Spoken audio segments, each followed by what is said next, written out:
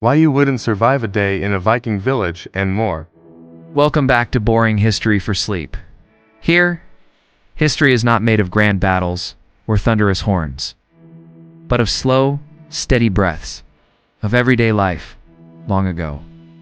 A place where nameless people, small gestures, cold mornings, and chipped wooden bowls can each tell a gentle and profound story. Tonight, we travel to the far north, where the wind brushes against the skin like nature's quiet reminder. Where those we call Vikings were not always roaring warriors, but sometimes simply fathers, mothers, and children struggling to make it through another winter. And in our journey tonight, you will live just for one day in an ordinary Viking village.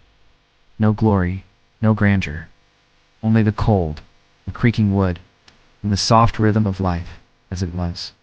Now, if you'd like, close your eyes, take a deep breath in, and let me take you there. A life that begins in silence and ends in forgetting. Imagine opening your eyes. The ceiling is low, blackened with soot. A small clay hearth burns faintly at the center of the room, offering barely enough warmth, barely enough light. Cold seeps through the wooden walls, slipping in through the cracks like silent fingers searching for skin. You are not a warrior, no axe, no weapon, no glory. You are a thrall, a servant, a slave, captured after a raid you had no part in. Your name has been forgotten, and you are simply someone else's. The morning does not begin with bells. It begins with the sound of heavy footsteps and a sharp voice, low and firm. You rise, brushing straw from your back, tidying the corner of the barn where you sleep, a damp space tucked just behind the wall where the livestock spend the night. You step outside. Your bare feet sink into soft, itchy mud. The sun has not yet risen. Your work has already begun. You draw water from the stream, haul it back to the village, pour it into large wooden barrels. For cooking, washing, and on rare occasions bathing. Breakfast is not for you. The master eats first. Hard rye bread and salted fish. When they are finished, what remains, if anything, will be yours. Sometimes you find a small onion. Sometimes a handful of dry grass mixed with curdled milk. The day passes in a quiet loop. You mend fishing nets by hand. You carve wooden troughs. You scrub filthy clothes in the freezing river. You hear the master arguing with his wife. But you do not turn your head. Stories, glances, even sighs must be measured, controlled. In the depth of winter, the wind grows fiercer. The sharp scent of damp wood smoke and wet fur fills each breath. Your hands crack. Your toenails discolor, but no one notices. No one offers medicine. Night falls. You do not sleep in the main hall. Return to the straw. Pull a torn goatskin over yourself and listen to the livestock shifting on the other side of the wall.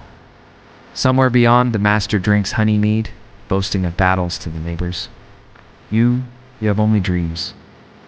Sometimes of a green field, sometimes of a small boat, drifting away forever. This is how you live, day after day. And strangely, as the years pass, they may begin to call you part of the household, but your place never changes. A thrall, born to serve, and a fortunate, allowed to die quietly. Legend, or just the echo of a failed father? If you've ever heard the name Ragnar Lothbrok, you might picture a mighty warrior, a proud king, a man who struck fear along the shores of England. But tonight I invite you to see him differently.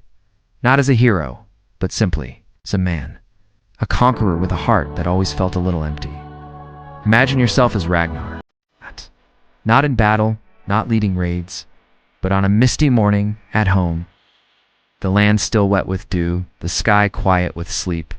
You walk to the docks in silence, check the moorings, stare at the glass-still water, and you sigh, not from sorrow, but because there is nothing left to wait for.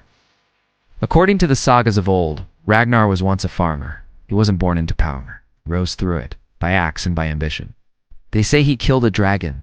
He wore trousers made of animal hide, soaked in tar and burned in fire to resist poison. Maybe it's true, maybe not.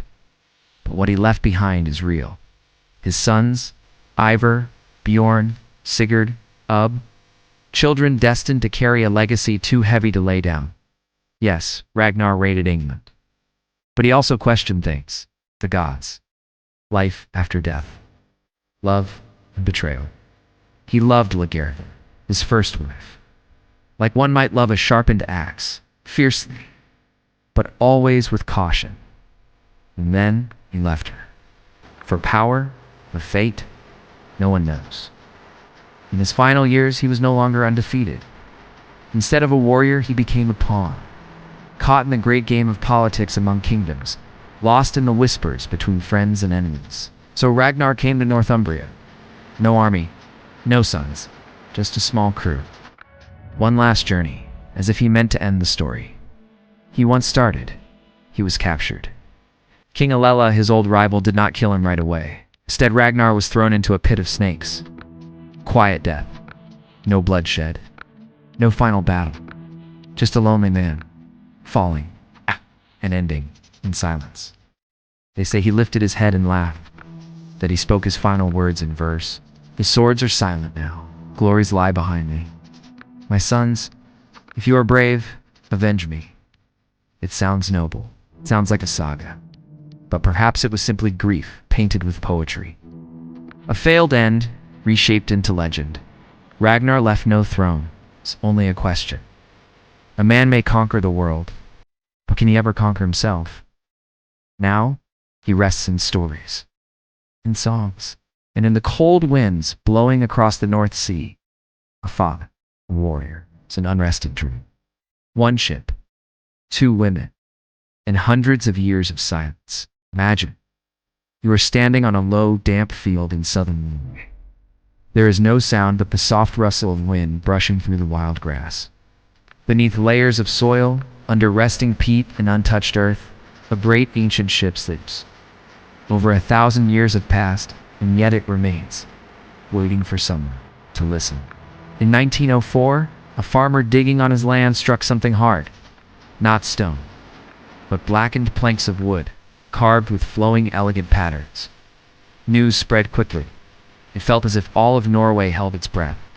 Archaeologists hurried to the site, and what they unearthed would become one of the most remarkable discoveries. In Viking history, the Oseberg Ship, nearly 22 meters long, exquisitely carved. Its prow curved upward like a dragon's head, not roaring but silent. On board were two skeletons, two women. They were not warriors. They carried no weapons. And yet, they were buried with royal wagons, a large loom, smaller boats, drinking horns, and over 15 sacrificed animals. Horses, cattle, dogs, who could have been honored so deeply. One of the women, based on bone analysis, was over 70 years old at death. The other, around 30, were they mother and daughter, teacher and pupil, noblewoman and servant? A sorceress no one knows for sure. Some scholars believe the elder may have been a Valva, a seeress, a spiritual guide in Norse belief. If so, this could have been the most sacred funeral ever uncovered from the Viking Age. The ship was a tomb, but there was no treasure, no golden crowns, only an obsessive level of care. Table legs carved like lions, curtains hand-stitched from red-dyed linen. The art here does not shout, it whispers. The Oseberg Ship does not tell its story with words, it tells it through material, through silence. And the greatest question remains, who were they? Why were they honored so deeply? Was this a funeral reserved for those who stood between mortals and the divine?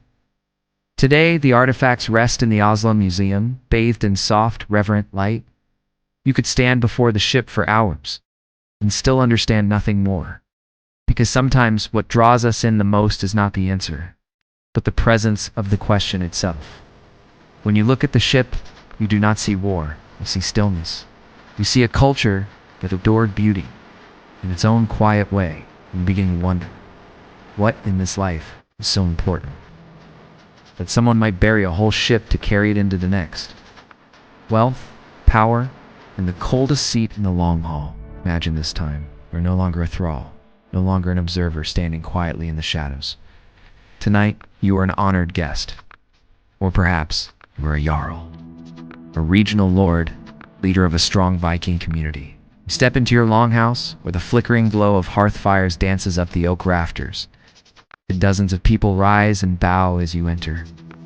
But don't mistake this for glory, because here on the high seat draped in furs is the loneliest place of all. Every word you speak may be a command, or the beginning of rebellion. The feast begins. Roasted pork, smoked salmon, barley stew, and emjed, thick golden honey mead poured into curved horns of wild beasts. The skalds strum their lyres and tell tales of ancient heroes. But everyone seated here knows. Not all stories have happy endings. Outside, the temperature has dropped below freezing. But inside, the air is tight, tense like a drawn bow. Side glances, raised brows, whispers slipping through the haze of steam and mead. Politics doesn't only happen in courts. It happens here, at the table. And every piece of meat passed, and every cup filled, and left empty. You glance at your wife, your lawful spouse, a woman of great wisdom and quiet power, mother of 3 sons. The youngest now leans toward a new faith, Christianity. The eldest, he craves your lands, and yes, it is whispered that he has bought loyalty from some of your most trusted councilmen. Power in the Viking world is not only in the axe, it lies in networks of honor, loyalty, and all the things never said aloud. Then the runic chant begins. Music not meant for joy, but for remembering. Remembering ancestors, remembering gods, and remembering death, which always stands. Somewhere in the dark, the feast ends. Each person returns to their bed, some to straw mats, some to private chambers. But you, the aging Yarl, remain seated, alone, a horn of cooled mead in your hand. You once dreamed of this, now you are here. But you suddenly realize at the peak of power, there is no one else, only silence. And as night swallows the last ember of fire, you wonder to yourself tomorrow, who will sit in my seat? And then, only the sound of wind through the pines. A day in the Viking village. Whether you were a lowly thrall, a legendary warrior, a woman buried in an ancient ship, or a chieftain seated at the final feast, all shared one thing. They lived beneath the same sky, through the same long, fireless nights, and carried the same deeply human feeling. The quiet struggle to find meaning in the endless turning of time. We often imagine the Vikings as roaring raiders, pillaging and slashing through the world. But tonight, we saw something else. They were cold, they were hungry, they were alone. Bound by honor, duty, and belief in things they could never quite touch. They lived in repetition. Hauling water, mending nets, carving wood, boiling broth, telling stories, and quietly dying, leaving behind a legacy of stillness. The Oseberg ship still lies there, unmoving, unsailed, and yet within it, an entire world. The long-haul benches are now covered in dust. The runic songs have ceased. Even the sound of axes splitting wood has faded. All of it has gone to sleep. And you, dear listener, are lying there in this modern world, surrounded by soft lights and gentle warmth. You are not a thrall, you are not a Yarl. But for a moment you pass through the memories of a civilization that once existed, once loved, once feared, just like you. And now, you may let it drift away, into dream. Thank you for listening. Sleep deeply, and sleep well.